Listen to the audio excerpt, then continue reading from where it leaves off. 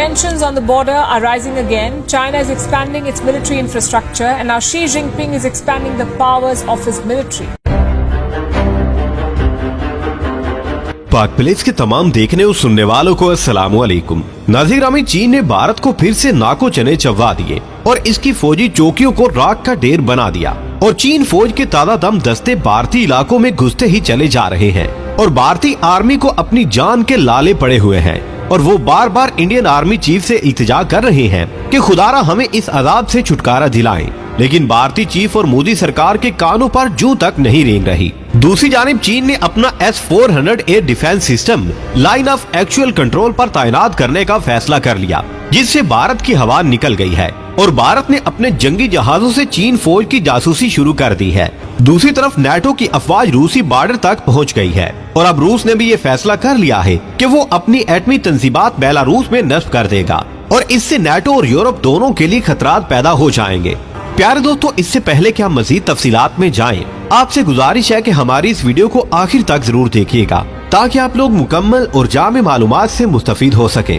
तहम video में आगे बढ़ने से कबल हस्बे मामूल चैनल पर नए आने वाले तमाम लोगों से इल्तमास है कि पहले पाक प्लेस को सब्सक्राइब करते हुए साथ बेल आइकॉन को भी दबा लें ताकि हर नई आने वाली वीडियो की नोटिफिकेशन आपको आसानी मौसूल हो सके। तो आइए नाजरीन, चलकर आज के मौजू का आगाज करते हैं।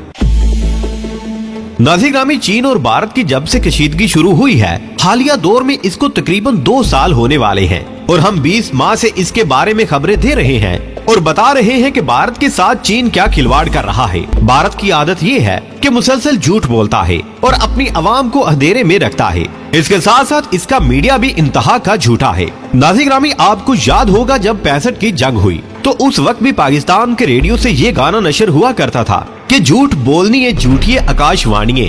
ये आकाशवाणी भारत का रेडियो स्टेशन था। तो उस वक्त से ही भारत की ये फितरत है कि झूठ पे झूठ बोले चले जाता है और शर्म इसको फिर भी नहीं आती। वो अपने लोगों को बेवकूफ बनाया जाता है और ये बताया जाता है कि चीन से भी बड़ी कुव्वत आ जाए तो भारत की 1 इंच जमीन भी नहीं ले सकती। लेकिन असल में हकीकत कुछ और होती है।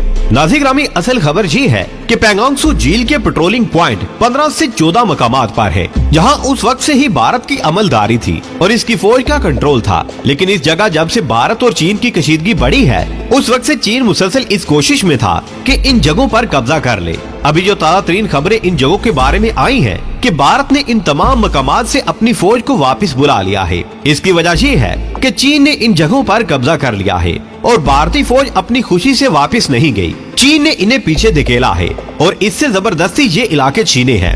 नाज़रीन, अब चीन मुकम्मल तौर पर इन इलाकों में कंट्रोल हासिल कर चुका है और इसकी फौज इस इलाके में तैनात हो चुकी है। चीन ने भारतीय फौज को वार्निंग दी थी कि जिंदगी इसी में है कि ये जगह खाली कर दो वरना मरने के लिए तैयार हो जाओ। इस वजह से भारतीय फौज डर के पीछे हट गई है। इस वार्निंग के फौरन बाद भारतीय फौज रफू चक्कर हो गई और इस तरह भागी जैसे अफगानिस्तान से भागी थी। नाज़रीन, भारतीय फौजियों ने कहा कि ना हमें गुलवान भूला है ना लद्दाख भूला है। हमने जितनी मार चीन से खाई है अभी तक नहीं भूले। अब मोदी सरकार को तो जूते नहीं पड़े, इसलिए वो हमें लड़ने के लिए कहता है। नाज़रीन, भारतीय पार्लियामेंट में एक सवाल पूछा गया जो कि बहुत अहम है और ये सवाल बीजेपी की तरफ से उठाया गया है कि बीजेपी के एक रुकन पार्लियामेंट से सवाल किया गया है कि ये जो खबर आ रही है कि चीन ने भारतीय इलाकों पर कब्जा जमा लिया है और भारतीय फौज पीछे हट गई है, इसमें क्या हकीकत है और कहां तक सदाकत है। मीडिया कहता है कि ये नेशनल इंटरेस्ट है, इसलिए ये बात बताई नहीं जा सकती, इसको खुफिया रखा गया है। और दूसरा ये कि ये कौमी सलामती का मसला है, इसलिए भी इस मौजू पर बात नहीं की जा सकती। नाज़रीन, भारतीय पार्लियामेंट ने इस किस्म के सवालात पूछने से मना कर दिया है, इसलिए कि बकौल इनके ये कौमी सलामती का मसला है, इसलिए कोई भी रुकन पार्लियामेंट इस किस्म के सवाल न पूछे। पार्लियामेंट में मजीद कहा गया कि चीन ने फौजें दाखिल की, हमने निकाल दी हैं। जो कुछ भी हुआ है उस पर कोई बात नहीं की जा सकती, इसलिए ये फौज का मामला है, सिविल का नहीं है। नाज़रीन, स्वामी जी जो कि बीजेपी हुकूमती पार्लियामेंट के रुकन है, इन्होंने अपनी ही पार्टी की बैंड बजा दी और इस किस्म के सवाल पूछे जिनका जवाब हुकूमत के पास कोई नहीं है।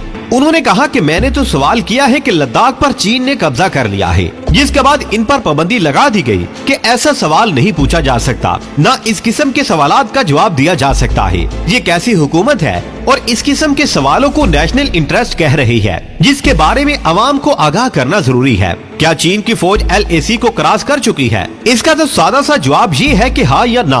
तो इसमें नेशनल इंटरेस्ट की बात कहाँ से आ गई? नाज़िर उन्होंने अपने तहफ़्फ़ुज़ात का इजहार करते हुए कहा है कि मुझे चुप करवा दिया क्या और मुझे इस सवाल का जवाब नहीं दिया गया। दूसरी तरफ भारत ने पाकिस्तान के सफीर को तलब कर लिया कि किसी को क्या हक है कि सिखों के मोतबर मकाम पर जाए और वीडियो बनाए।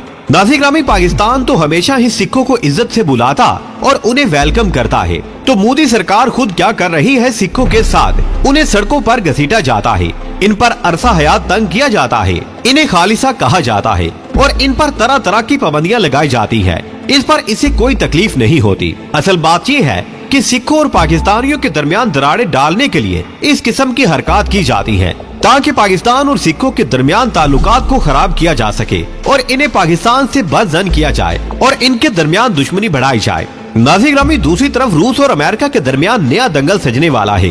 बेलारूस के सदर ने रूस से कहा है कि कोई भी जंग होती है तो हम रूस का साथ देंगे और रूस से कहा गया है कि बेलारूस में अपनी एटमी तंसीबात तैनात कर दी जाएं, ताकि किसी भी खतरे के पेश नजर इनसे काम लिया जा सके। बेलारूस का ये बयान असल में नेटो और अमेरिका को वार्निंग है कि तुम लोग रूस के खिलाफ किसी किस्म की चढ़ाई करने से पहले सोच लेना कि बेलारूस भी रूस के साथ खड़ा है और रूस की एटमी तंसीबात भी हमारे पास है। इसके साथ साथ ये भी खबर है कि रूस किसी भी तौर पर किसी जारहियत को बर्दाश्त नहीं करेगा। आने वाले वक्त में अमेरिका और रूस के दरमियान कौन सी नई जंग का आगाज होने वाला है, ये तो जाहिर है आने वाला वक्त ही बताएगा। प्यारे दोस्तों, आज की वीडियो में बस इतना ही। हमें आज भी पूरी उम्मीद है कि आज की ये वीडियो भी आपको बेहद पसंद आई होगी। वीडियो पसंद आने की सूरत में इसे लाइक कीजिए, दोस्तों से शेयर कीजिए और कमेंट सेक्शन में हमें अपनी कीमती राय से जरूर आगाह रखिएगा। अल्लाह निगहबान।